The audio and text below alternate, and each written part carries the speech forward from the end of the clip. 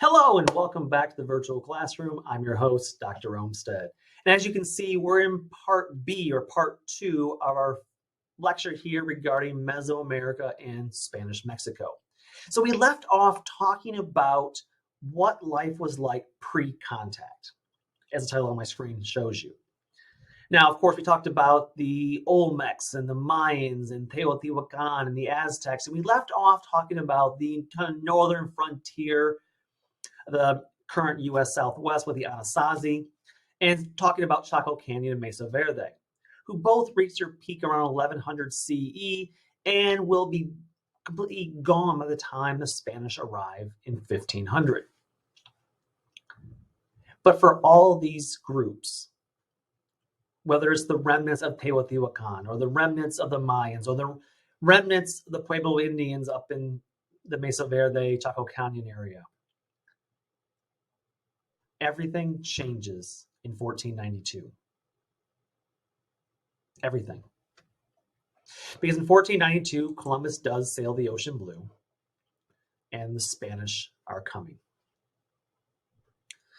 Now, I know we're talking about Mexican-American history here, and so the focus should be Mexico, but realize the conquest of Mexico does not begin in 1521. It begins in 1492 through 1494 when Columbus made his 3 voyages to the New World. And even though he never goes beyond the Caribbean, Columbus sets off what we call in history the Columbian Exchange.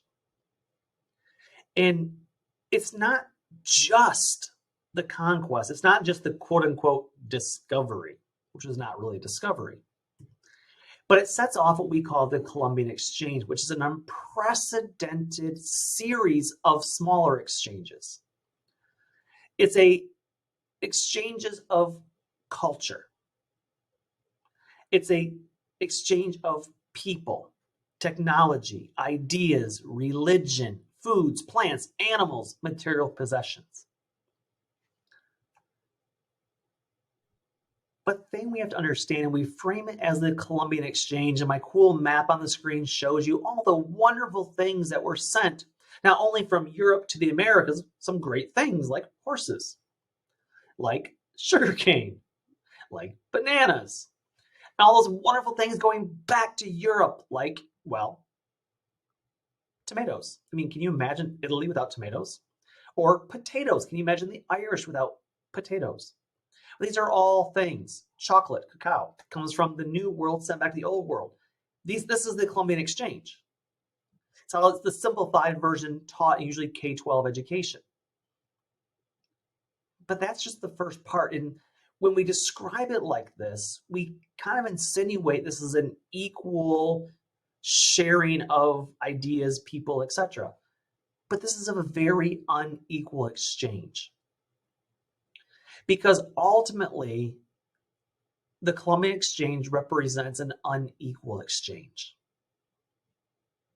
As the Spanish and other Europeans begin to implement, enforce their will upon this new area to them, the Americas. And their goal is to extract and appropriate whatever they want. At the same time, impose their will, impose their values. And thus, the Spanish is not just a conquest of land or people, but it's of their civilization, of dress, of language, and for them, most importantly, religion, i.e., conversion to Catholicism. And so European goals, I mean, we break it down very simply: God, glory, and gold, right? It's economic profit. It's missionizing and converting the people to Christianity.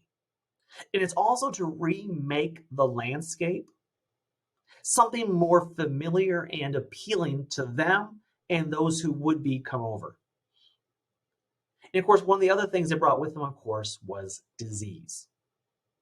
And what's called virgin soil epidemics. In other words, they bring diseases to a new area of the world that had never been here before. And therefore, people had no immunities to them. For example, if you go back in European history and look back at the 1300s and look at the plague, the Black Death, it ravaged and destroyed so much of Europe. But by the 1500s, they had immunity to it. So it was still around, but because people had the antibodies, the immunities to it, it was not nearly as impactful some 200 years later.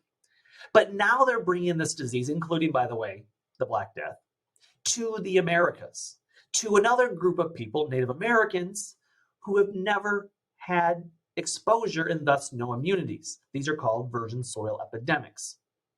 And they will have devastating consequences that will wipe out and annihilate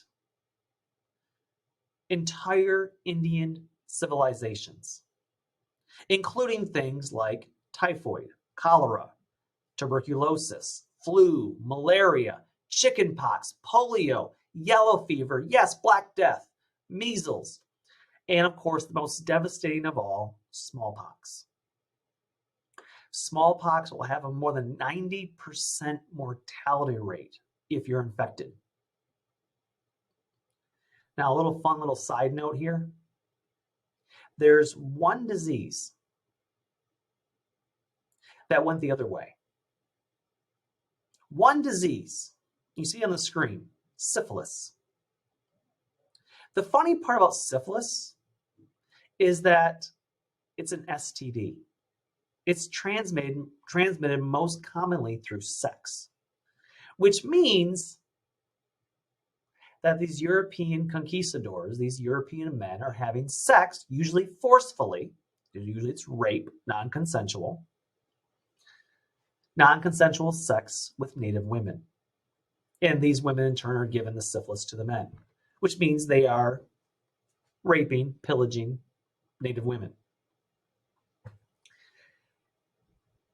But when the Europeans look at all this death rate, 90% mortality rate of smallpox, they don't look at it from a medical or a scientific perspective. Instead, they view this Native Americans succumbing to all this disease in religious terms. In other words, they view it in the sense of, well, they're experiencing this terrible, horrible, awful death brought on by this terrible, awful disease that's not affecting us. It's only affecting them. And therefore, it must be a sign that God's approving of what we're doing and God's punishing these awful, terrible savages. So the Spanish interpretation of this is because they're not Catholic, they're suffering. The Indian interpretation is because they were not following the right gods, or just that maybe the Spanish God was stronger. So again, both sides are viewing this in religious terms. And all of this helps to justify the European intruders, since they're saying, well, hey, I'm doing something right because I'm not dying. And again, this is going to be replicated throughout Mesoamerica and what is now Southwest United States. In fact, the population of the Americas is going to be reduced from about 25 million pre-contact to just over 1 million in less than 100 years. So from about 1500, there's 25 million Native Americans. By the time we flash forward to 1593, we are down to about 1 million. This is due to war and disease. This is due to death of people as they're being enslaved, because these Native Americans become the labor force of the Spanish. This is due to sexual violence and exploitation of indigenous women who will be raped multiple times. And this is all done in the name of Christianity as a way to Christianize the region, force the Indians to abandon their form of theology and adopt Christianity, Catholicism. Now, I want to talk about this process for a minute of conquest. Now, initially, there was a lot of debate in Spain regarding how do you handle the fact that this is not barren, empty land. There are people living there. And two men, Antonio de Montesinos and Bartolome de las Casas, both argued, these are both high-ranking Spanish officials who campaign and champion for the indigenous people. They lobby for laws to protect Indians from confiscation of property. Now, de las Casas goes one step further and says, hey, Indians should assimilate. And he also goes on to say that Indians will want, though, to adapt to Spanish way of life. So he's saying, hey, hold on. We should protect Indians. We should protect taking away their land. We should, however, promote assimilation. They should want to assimilate to the proper, better Spanish culture, in his mind. But, he says, one of the reasons that the Indians will not assimilate is because of the exploitation. So he's like, we're treating them horribly. Why would they want to convert to Catholicism? Why would they want to convert to our supposedly superior way of life when we're killing them? We're taking from them. And so these two men do begin that argument, hey, maybe we just treat them better, we can be allies. But other Spaniards chose a different path. And of course, in 1513, they will sign what's called the Requerimiento. And it says very simply, I implore you to recognize the church as a lady in the name of the Pope and take the King of Spain as Lord of this land and obey his mandates. If you do not, then I tell you with the help of God, I will enter against you powerfully. I will make war every way, everywhere I can. I will subject you to the yoke and make you obedient to the church and his majesty. I will take your women and children and make them slaves. The death that occur from here on out is your fault, and not that of his majesty or the gentlemen that accompany me. Okay, first of all, there's a lot to break down in that. But most importantly, remember, he's reading this in Spanish to Native Americans who are like, wait, what? And then he goes on to say, hey, either you obey us and you convert to Catholicism, or we're going to make war against you, and we're justified because you ignored our warning. So either you subject yourself to the king and the Pope, make yourself servants to us, or we're going to make war and kill you, just to show you how much love we have for you. Again, this is an ultimatum.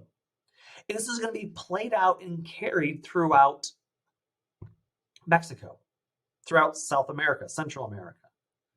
And the thing is, even if Native Americans did subject themselves, they will still, as we will see later, subjected to brutal atrocities. And in Mexico, it starts with, of course, Hernan Cortes. Now, Hernan Cortes, he's the first Spaniard to visit mainland Mexico in the Yucatan Peninsula. Now, of course, there's a whole backstory where he was refusing orders. He burned the ships so they couldn't return. And when he gets to the Yucatan Peninsula, he will initially fight against some of those leftover descendant Mayas. And he will lead a group known as conquistadors, which translates, of course, conquerors. Again, this harkens back the conquistador name, the idea that these were elite, superior fighting soldiers. They harken back to the 1300s medieval times of knights in shining armor. They see themselves as protectors, as conquerors. Well, their real goal, of course, is, of course, God, glory, and gold. Not necessarily in that order. So in 1519, he's going to land at Veracruz. He will then reach Tenochtitlan, the capital of the Aztecs. Now, Cortes is initially received with honor. And there is some evidence to support that initially, at least, small initially, he was viewed as perhaps their sun god reincarnated, or the living embodiment of their sun god. You see, there was an ancient Aztec prophecy that a light-skinned god would once again return to take his throne on earth, and that he would stand as a giant or tower over them as mere men. Now, here comes Cortes, dressed in shiny armor, light-skinned, riding a horse, a new animal that did not exist in the Americas. And so initially, there was some idea that maybe Cortes and his men were gods. But let's be very clear. This idea did not last long, because the Aztecs saw that the Spanish men were dying. If you're a god, you don't die, right? And so it didn't take very long. But initially, for 2 years, Cortes and his men lived among the Aztecs in Tenochtitlan, which we saw that quote from him earlier, describing the beauties, the splendors, the ostentatiousness. But after 2 years, there was exchange of gifts back and forth. But after 2 years, the initial good relationship between Montezuma, the leader of the Aztecs, and Hernan Cortes, leader of the conquistadors, turned sour. Because ultimately the Spanish get, well, antsy. They get spoiled. They get impatient. Because they wanted gold and they want it now. They want precious metals, they want it now. And they begin to take more and more of these possessions and materialism without asking permission. And they also became too aggressive with the native women. At the same time, the indigenous populations are being swept by disease that are ravaging their community. So in 2 years, the Aztecs get impatient because they get upset and they're disgruntled that the Spanish are being impatient. They're beginning to take stuff rather than ask for stuff. They're ravaging the indigenous women, and their diseases are spreading, virgin soil epidemics, throughout the people. And so in 1521, after 2 years, the Aztecs under Montezuma II will defeat Cortes and his men and push them back to Veracruz. But they didn't completely annihilate them. And this leaves Cortes and his men to launch a counterattack. Only this time they come with friends. And ultimately in 1521, they will be victorious because of superior weaponry. They have the metal tools, they have the horses, they have the guns. They have diseases that are ravaging the Indian populations. And they're able to secure military alliances. You see, the Aztecs were not well liked. They had a vast empire, but they ruled by iron fist. And they ravaged other Native American tribes and forced them under subjugation. And so what happens is when Cortes and his men get pushed back to Veracruz, they begin to attack smaller groups in the area to get more men, get more materials and weapons. And they attack the Oaxaca, the Mayas, and Tarascos. Well, one of the Tabascos was actually a Mayan girl by the name of Malinche, or her birth name, Indian name, was Malinali. Her Spanish name was Marina. We know her as Malinche. Well, she was a Mayan who was sold to the Tabascos. And after Cortes's victory over the Tabascos, she was given to Cortes as essentially a concubine.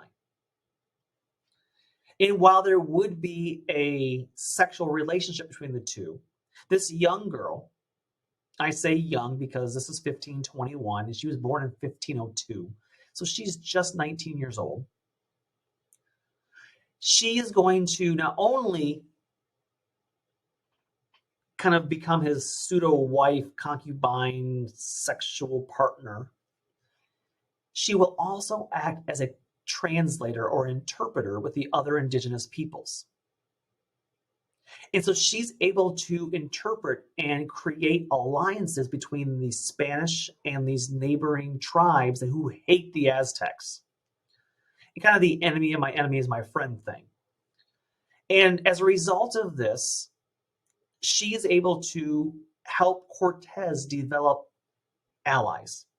Now, for this, initially she is seen as a traitor. In fact, the term to be called a Malinche was a very negative connotation that basically signified a traitor to your people.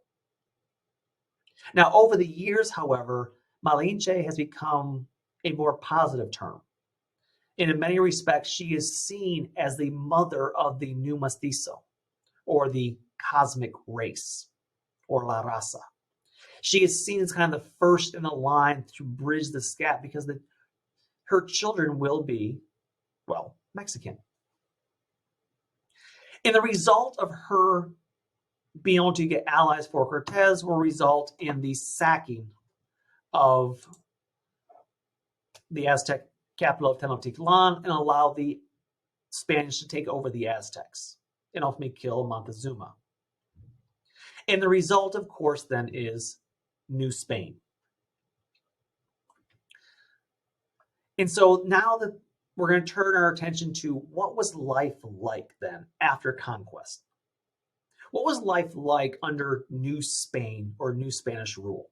Remember, you're seeing a rapidly decreasing native indigenous population from 25 down to 1 million in less than 100 years. Smallpox, again, being the biggest, well, disease that's going to kill the most amount of people.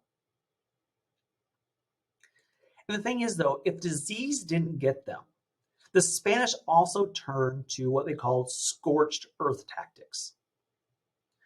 And they would do their best to either kill them. So if disease does not get them, we will kill you by the sword, or we will enslave you, which often will also end up in death.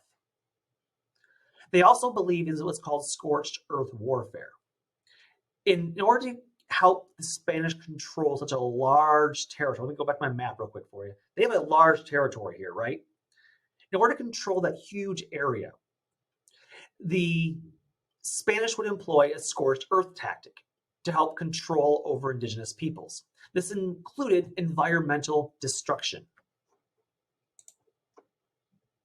This included things like anything that your enemy might need, you destroy it.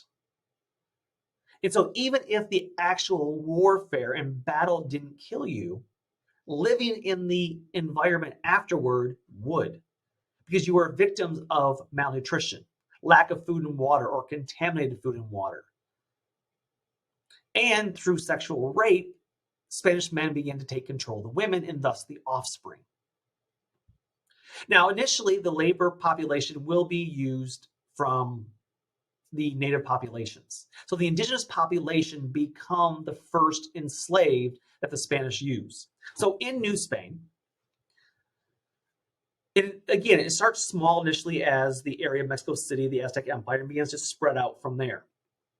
It is led or controlled by what's called a viceroy or a vice king. Now, the viceroy was a man appointed by the king who answered only to the king of Spain. And he would control things from the capital city, Tenochtitlan, renamed Mexico City. Now, that viceroy would then appoint territorial governors of each region. And they would perform the same tasks and duties as the viceroy. They create a social hierarchy. Now, on the ground, in order to make this land profitable and cultivate it, they began to use encomiendas, or the hacienda system. These are huge tracts of land, plantations, if you will, that were given to the conquistadors, these soldiers. They're spoils of warfare, so the men of Cortes and beyond. And it was given to them as a reward for their service to the Spanish crown. It was their land to cultivate and grow and profit from. Now, the owner of this plantation was the encomendero. Now, the encomendero, again, former soldier usually, they own the encomienda, and they will use indigenous labor as their, well, indigenous enslaved labor as their laborers. And of course, because they are the sole owners of the plantation, of the land, they have the right to treat their property, to do with what they please, and that includes the enslaved indigenous populations who will be treated very brutally. So one way to control the natives was through rape. One way was through warfare and scorched earth tactics. One way was through the encomienda system. Another way was through the politics. So remember, the Columbian Exchange was not just a conquest of land, but of culture. This is a complete and total conquest. And the result is a very hierarchical caste system. So here's what New Spain looks like. On the top, so in New Spain, you have Mexico City, the capital, run by the viceroy. Then you have these cities or towns that are called municipios. And these municipios are cities or towns where all Indians are expected to live in and or register. You must register that you live around there. And what this does, though, it breaks up these historic large nations or tribal units, because these lines drawn by the Spanish are arbitrary. They're not in accordance with old tribal and Indian policies. And therefore, you might have a group like a Mayan group that is now split in half, with one half belonging to one municipio and the other half belonging to the other municipio. And each are forced to basically be separated. And of course, one rule within all these municipios are that you must learn Spanish. Spanish is the official language of the empire, and all other languages are prohibited. Again, complete and total conquest. And the result of this is the caste system you see on your screen. It's a society of haves and have-nots. At the top is the peninsular, or peninsulares. These are the elites. These are the few. But most importantly, these are people that are full-blooded Spanish. When I say full-blooded, I mean both parents are Spanish, but also they were born back in old Spain. They're a minority group. Big surprise. They are the smallest group. Big surprise. But they are the most powerful and wealthy of all. Now, below them, still very wealthy, still in some leadership roles, is the Creoles, or the Criollo. This is a distant number two to the Peninsulares. These are still full-blooded Spaniards. Both parents are Spaniards, but they are born in New Spain, in the Americas. And they separate. Basically, the idea here is that their blood has been tainted by being born in the Americas. And thus, they are a distant number two on the caste system hierarchy. These are usually your soldiers, your elite soldiers. They are still wealthy. They still have some power, but not nearly as much as the Peninsulares. And then there's the Indios, or the indigenous native peoples. These are your everyday workers, your peasants, the largest group out there. No money, no power, barely any land. And then below that are the Negros, or your enslaved populations that later came in, usually from Africa and the Caribbean. Again, strict hierarchy. But you may ask, wait, wasn't there ever sex? I mean, we know there was, syphilis, right? There was sex between the Spaniards and the indigenous population. What about them? Well, as sex took place, they would have to create more and more subcategories. And so then at the top, you still have your Peninsulares, you still have your Criollos, but then you have this new group called Mestizos. This is an offspring of a Spanish man and Indian woman. Later on, it would come to mean European and Indian mixture. It could be, in the Spanish eyes, especially the church eyes, this was often an illegitimate child who would often not even be recognized by their own father. Because again, it was usually the result of rape or drunk impropriety. And again, for the most part, it's most often rape, no matter how you look at it. Now, the condition of the child is most often determined by the mother then. So if, however, the child is born with more European features and can pass as European, they might be able to kind of have that third rung of the ladder. If, however, they look more Indian, they'll fall down the ladder. As you can see on the screen right now, the mestizos are number 3. Those indigenous, however, they're still the second from the bottom, but now they've fallen because here they were 3rd. And now they're even farther down. So the result of this, again, this mixing of a European and a indigenous results in a mestizo. But then we have the offspring of a Spanish man and an African woman. That's a mulatto.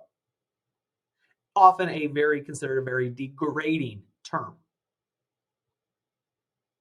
And again, most often, as you see on the list, as it goes down and down, most often, unless the child has more light European features and can pass, most often that child will be subjected to enslavement.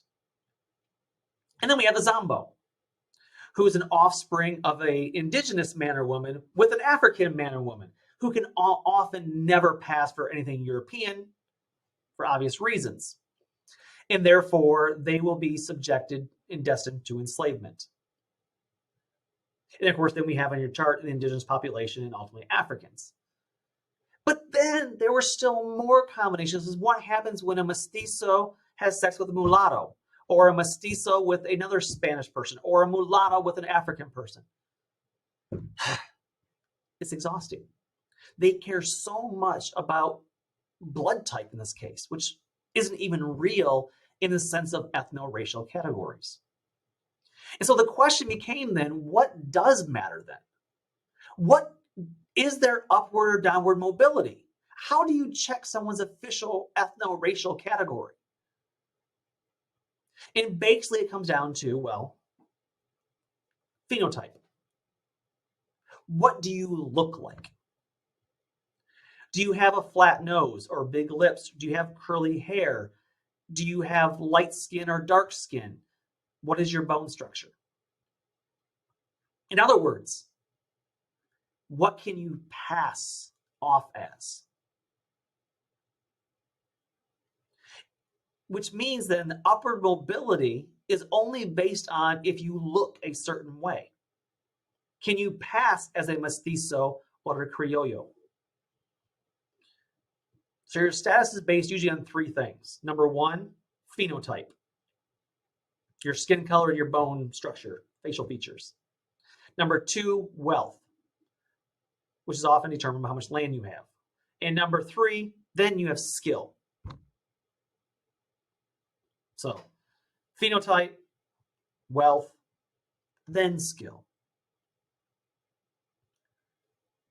So through the caste system, the political system structure, this once again represents total conquest. So does new familial structures. You see, what happens is, in pre-colonial times, while they were not egalitarian, women did have some power. Women could be rulers in some cases. But under Spanish rule, it becomes hyper-patriarchal. Women lose rights. Because Spanish had this preconceived notion about women, very sexist, degrading notion of women, and women become second-class citizens, victims of violence. And this is seen throughout the entire social hierarchy, social culture. Take marriage, for instance. In pre-colonial times, women were married and giving birth around age 20, early 20s.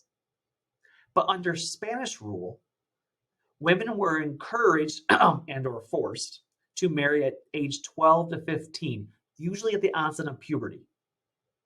That way they can have more kids by starting earlier, and the more kids, the better. Again, this is a very Catholic influenced idea. The result is this hyper-patriarchal society. Men make the rules, men control the bodies of their women. Women, even in the family, are subjects of physical, emotional abuse, beaten by their husbands, and can face physical discipline if they, for instance, reject their husband's sexual advances. What it creates is what we call machismo, or a machista society. Very masculine men. And the thing is, the indigenous men, even though this was not their historic culture, began to behave as the Spanish men did. They began to perform that machista or machismo role in society. So even though they reject other parts of Spanish culture, they embrace this part of it. They begin to treat their women much more horribly. And you have to realize, yes, it's terrible. It's awful. But they're emboldened because, remember, they've lost all their power under Spanish rule. And so by taking this control over their women, they're able to assert some semblance of some type of control and power, even though it's at the expense of women. So women get it doubly bad here.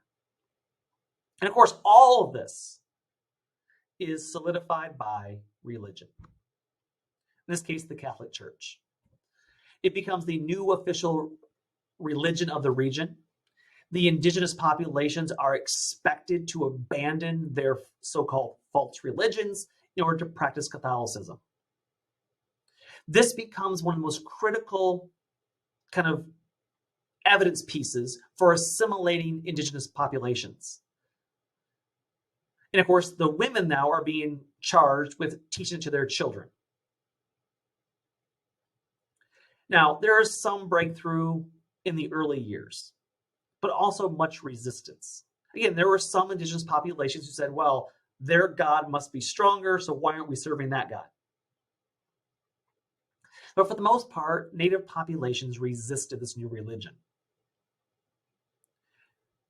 But there's a major breakthrough, a miracle, in 1531. And of course, very famously, I'm sure many of you know the story, in 1531, a mestizo man by the name of Juan Diego, he's in the field one day, and La Virgen, the Virgin of Guadalupe, appears to him, an apparition, if you will. And she tells him that she is the true mother of Christ, and then goes on to tell him to report to the bishops and friars in town about her arrival. Now, he goes and does this, but the bishops say, yeah, right, you're just a stupid mestiza. No one cares about you. If she really appeared to you, go get some evidence.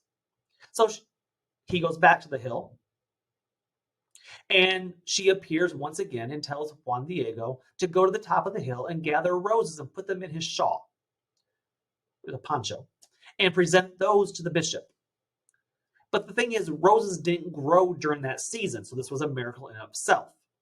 And then when he gets to the bishop and opens his poncho, inside the arrangement of roses is the impression or the face, the imprint of La Virgen, the Virgin of Guadalupe. Now, the hill, of course, is Tepeyac, and he finds these roses and where the Virgin visited him twice. But the thing is, on the one hand, this is a major breakthrough for the Spanish. We'll talk about that in a second. But this also fit in well with the indigenous religions. You see on the screen there. And she was an Indian goddess known as Tenat Zing. And she was known as the Great Mother, or the Mother of Gods. And as the Mother of Gods, then, many of the indigenous population begin to see that this dark-skinned Virgin of Guadalupe, La Virgen, that she is the version of the Mother of Gods, Tenochtitlan. And so From their perspective, this new religion now fits in with their old beliefs. Because La Virgen is a goddess that they can see as their own. And of course, this is a godsend to the Spanish. Now again, whether this miracle happened or not, now you have an indigenous version of Catholicism that fits in with the indigenous old beliefs.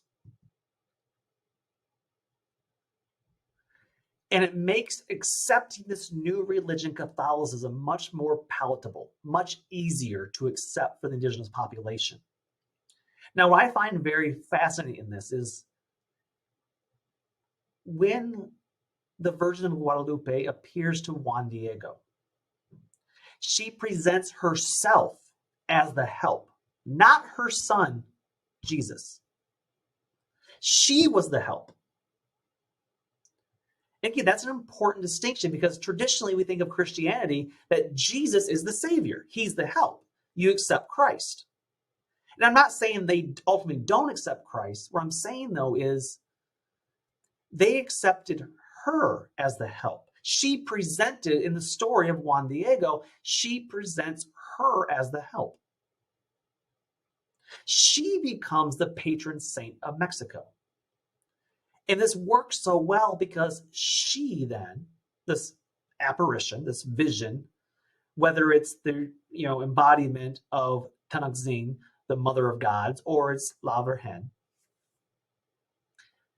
it allows them to accept it more readily. And she becomes the patron saint of Mexico and later other Latin American countries as well. And she becomes the best tool for conversion of Native Americans to Catholicism. And as a result, women's condition does begin to improve slightly.